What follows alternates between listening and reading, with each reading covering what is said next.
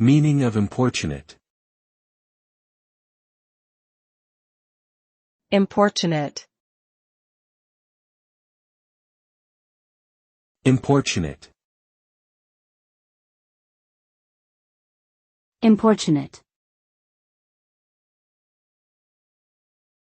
Importunate.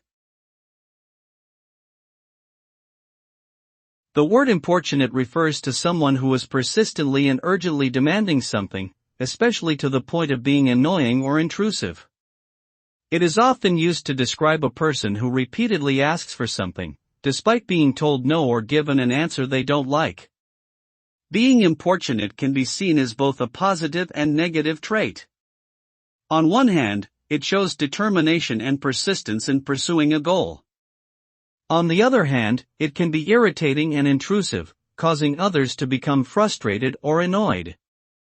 Overall, the term importunate describes someone who is persistent and insistent in their demands, regardless of the consequences or reactions of others.